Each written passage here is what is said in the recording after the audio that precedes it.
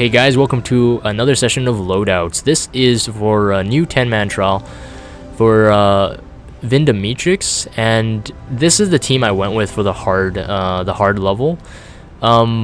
Basically, from off the top of my head, what I remember is that you need a provoke tank with a single target death resist. Preferably, if you have evasion, it just saves your healer some work. A magic tank with either 200% wind resistance, including buffs, or if you're planning to one-shot from the 50% second phase, you don't need the wind resistance, but you need a good HP and spirit. Really beefy tank.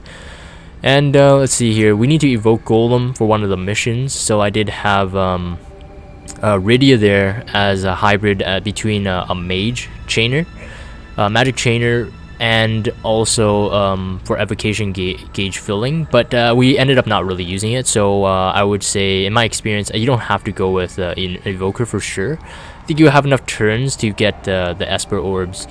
I think there are like a total of like, I think 10 thresholds if you take it down legitimately, but at least 5 thresholds before phase 2. So you need at least mage damage dealers. I would definitely say chainers, or someone that can do really high single target magic damage, like finishing, like high mods, like 20 or so with high magic, and physical damage dealers, because it swaps between physical and magical resistance. And a breaker and a buffer for this. This was really simple, really bread and butter team. As you can see, Fina, Nicole, Lid, those are like kind of like the go-tos. I'm gonna kind of go into the gear for what I set out. So this was my first run ever. I never took this on in JP. So all my information came from Reddit pages and just people on Discord just discussing what the battle will be like. So I kind of had to feel it out. So when you guys watch the trial video, and if you watched that first, you would have seen that I made a lot of mistakes. So one thing to note, that most of your units should have sleep and paralysis resist. This just saves your healer again some trouble when you might not have a turn to do it. And a couple of my units fell asleep, which became kind of a hassle as well. So definitely recommend going with sleep and paralysis resist throughout your whole party. This is the gear on my Rydia here. Pretty decent mage, and but again, like I said, I originally used her as an evoker, hopefully, but we ended up not really needing to fill evocation gauge. So you could go with really any mage. You want to avoid a couple elements. I would say a wind, earth, and dark elemental are safe elements to go with. You can go with neutral as well, but Vindemiatrix is resistance completely to light. Veritas of the Earth here with his gear. I have a Genji shield for death resist, and I like Genji shield obviously because I'm replacing safety bit that can remove a 25% evasion accessory, which is not that good if you want him to be full evade. So he is full evade with a slot to spare. I had a MP recover on him because he runs low on MP, and look at his MP is like 208. He's not potted though. And CG Fina was again typical. There is no LBs allowed if you want to complete all missions, so no need to stack up LB fill rate gear on most of your units. Okay, so CG Fina here with 7,000 HP and 900 spirit. You will notice that most of my units, other than Veritas of the Earth, have a lot of HP. That was done on purpose because I didn't know what to expect. And so Waken Rain here with a Crimson Saber. This is my pretty good upgrades. A total of 62 HP just from his saber alone. That's because of his specialty passive with a Crimson Soul here. That really boosts his HP a lot. Really love this sword on him. SQ-chan here for HP and also spirit, 60 spirit. Frozen Crown for HP and spirit. Ozetta armor, self-explanatory for spirit.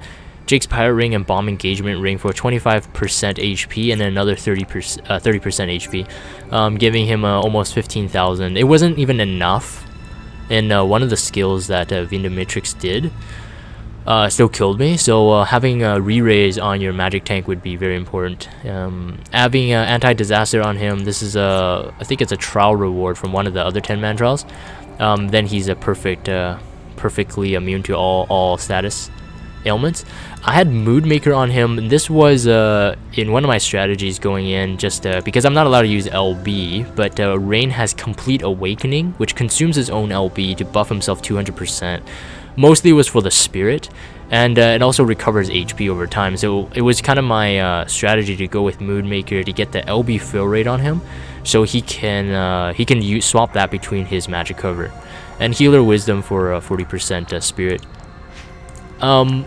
Ace wasn't really used as much. I do have 2 Bowie knives on him with HP upgrades on them, so that's why he has a pretty decent HP.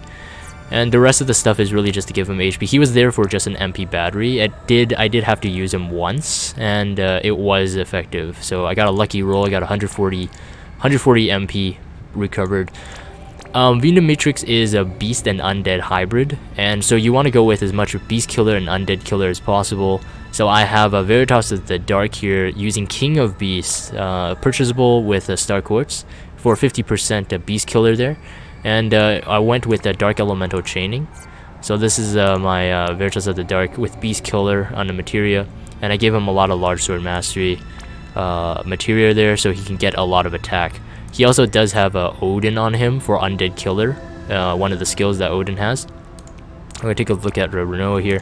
Renoa, I mean, people were laughing at me, and you know, shout out to Kyle as well, because Kyle's favorite unit is Renoa. His Renoa has 1700 magic, I think 1700 plus now. And so, I mean, if he uses Renoa here, it would be way easier, but mine's left at 101 with a really crappy magic, actually. So I could have gone with someone who I can get to with higher magic, a Tornado Chainer. Like even Lexa, I think I can get better magic, and the reason is because I have this throwing weapon on for her throwing weapon passive. But anyways, not to knock on Renoa, she's a good unit for this trial. I think she's good. And we have a Sephiroth here with 1100 attack, 72 attack, and I have Luna's Close Deathbringer for Dark Elemental Chaining. I do have a pretty decent upgrades on it. Did one round with Item World on that one, and Undead Killer on him, but he has Ifrit on as well, so that gives you 175 Beast Killer on him, and that's why I went with Undead Killer for his materia, and the opposite for Veritas of the Dark. And CG Nicole and CG Lid, their Espers weren't even thought out. They wasn't really there for any reason. Renoa's Esper was for Undead Magic Killer, so we could get a bit more damage with her magic skills there. But here's the gear on my CG Nicole. Went with Bowie Knife for more HP, and also Galkan Dagger also with some HP. And so it was just pretty much HP. MP was taken care of, have a lot of MP regen gear, and again gave him some HP materia as well for survivability. CG Lid as well, went with again, these two were really fun to find. This came from the Ariana event, which is exclusive to females. There's 20% HP is really good, and also has paralysis resist. So this was a no-brainer for me, and I had Black Cowl on it so she could prevent sleep. I didn't have enough ribbons to go around. She also had Riku's Pouch in case she needed to cure sleep, and Eccentric for LB fill rate, and also Pod for just healing and physical damage mitigation, but we didn't end up using any of these, because she came in to break and then she was swapped out pretty much. So that was pretty much her role for that.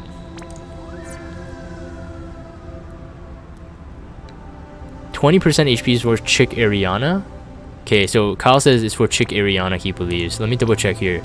I don't think so. Oh, you're right, it might be. Let's see if the HP drops. No, you're right, it is for it. Okay, so it only is for the paralysis resistant. Thank you, Kyle. Just so people don't go in hoping they get another 20% HP. So what I did for the strategy, at least, I mean, cover all your bases, have your provoke up. I also used Veritas of the Earth for break resist, because Vindemiatrix also breaks you, but I wanted to use CG Nicole's better buffs throughout, even though I really didn't get to use it, so I didn't really see the benefit of Omni Block, I guess, but I guess it was for peace of mind. So really, I only swapped Provoke and Omni Block for him, and he Omni Blocked every single one of my units that were swapping in and out. And Awaken Rain's role was just cover and then complete Awakening when he has his LB gauge, and guard if you have an off turn. That's what I would use him for.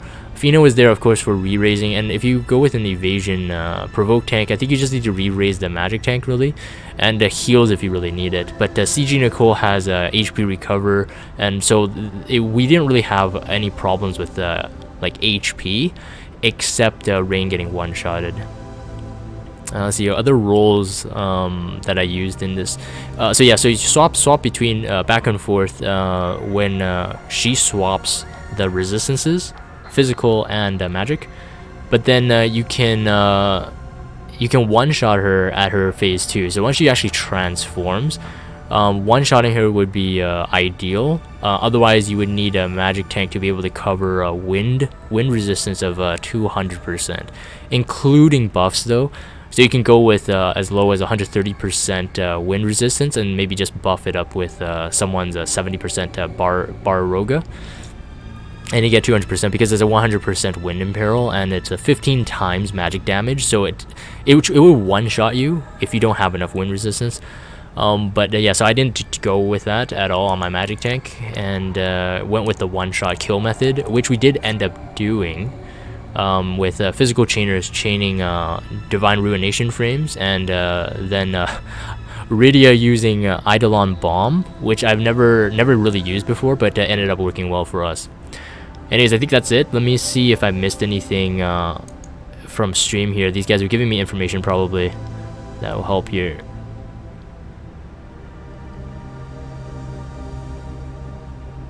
Karmic Nova says, yeah, this was the only 10 mana I managed to beat going in half blind. It was the same for me. It was the same for me. Let's see. Hey Kiro, man, welcome to stream.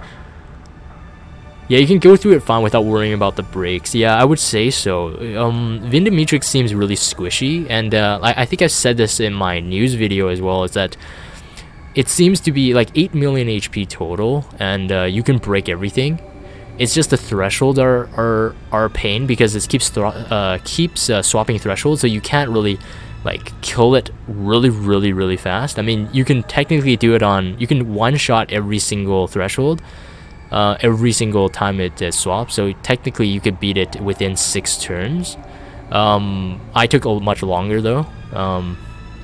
Yeah. Anyways, let's end off this video here. Hopefully this has been helpful, gives you guys something to think about. Remember to bring Golem, alright? Because you have to evoke it in one of the missions. And everything else is pretty self-explanatory. Make sure you have the proper killers, proper elemental damage, go with elemental chaining, and you will output as much damage as possible. On the kill shot, I did use CG Nicole's Courageous Stance, so buff up everyone 130%. Attack and magic, and then also braked with lid. I think it did a defense or spirit break of 60%, or maybe I went with the combo. I can't remember off the top of my head, but the break plus the buffs were just enough to just overkill it at 50%. So anyways, that's it for this. If you guys have Discord, check out the Discord server, follow me on Twitter, and subscribe to YouTube if you haven't. As always, thank you guys for watching, and good luck on this trial.